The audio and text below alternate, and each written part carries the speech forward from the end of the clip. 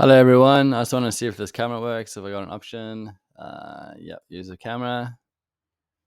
Nope, still the same front-facing one. Well, happy weekend, happy Easter. Let's get into the market charts real quick. So as it is the Easter weekend, which means that most of the capitalist countries won't be sitting at their computers much, I foresee lowered liquidity. As you can tell, the market's just etching along as such.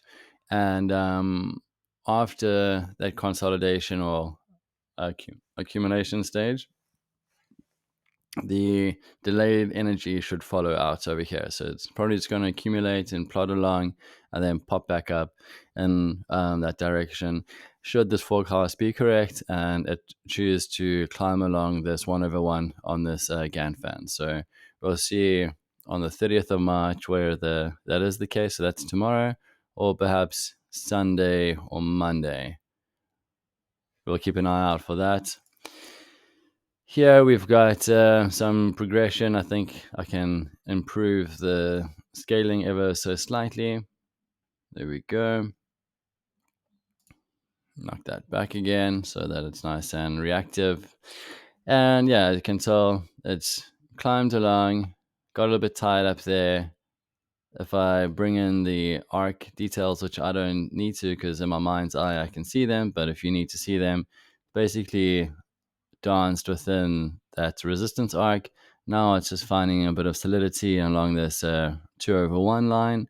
By 2/1, when I click this button, you'll see that the line disappears and comes back. It's called the 2/1 fan line, and that is the support at the moment for this price. And if Easter does what Easter should, and that is have families around their table and celebrating the hunts with the kids and such, then it should just mosey up this line to create a higher high and then perhaps move on. Either there or there or there. Somewhere along here. But yeah, that's just the nature of the game.